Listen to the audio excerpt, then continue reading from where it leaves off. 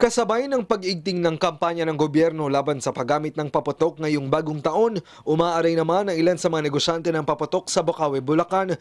Bagamat dumadagsa pa rin umano ang mga mamimili ng paputok, apektado naman ang kanilang kabuhayan ng panawagan ng gobyerno.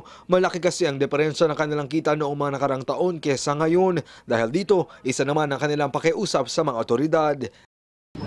Huwag lahatin kasi yung negosyo naman din namin yung magiging problema, magiging apektado ng malaki. Yung mga bawal na item talaga ay pinagbabawal. Wala nang problema kung ipagbawal nila kasi susunod naman din kami.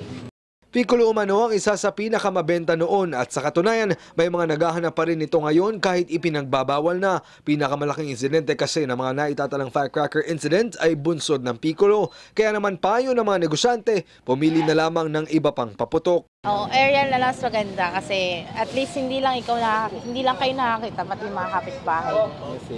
Saka safe pa. Ayon pa sa kanila, bahagyan na rin nagmura ang presyo ng mga paputok ngayon para mas maging mabenta na rin. Ang mga 5-star na pamalit sa Piccolo ay 35 pesos per box. Ang mga Lucis o Roman candle, 20 pesos ang 10 piraso. Ang Quitties, 250 pesos per 100 pieces. Ang fountain naman, merong 3 for 100 at meron ring 200 pesos at 3,000. Lalo na yung mga imported. Ang mga sawa naman o sinturon ni Judas, 300 pesos ang 1,000 rounds at 3,000 pesos naman ang 10,000 rounds. Ang mga aerial fireworks, 600 pesos pataas. Ang mga nagagarbuhang pyrotechnic devices naman, meron namang 5,000 pataas. Patuloy naman ang pag-iikot at pagmomonitor ng mga otoridad upang masiguro ang ligtas na pagdiriwang ng bagong taon. Last year, 0 fire incident tayo. No, so sana, hopefully, ngayong taon na to, ay ganun din mangyari sa atin. No? Talagang pinagigting natin yung kampanya.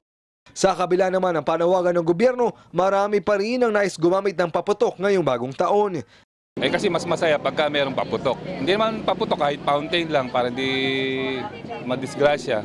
Kung hindi nila maiwasan yung paggamit ng paputok, mag-ingat sila. Meron tayong mga safety tips. Pero ina-advise namin, mag-ingay na lang sila ng mga gamit nila sa bahay.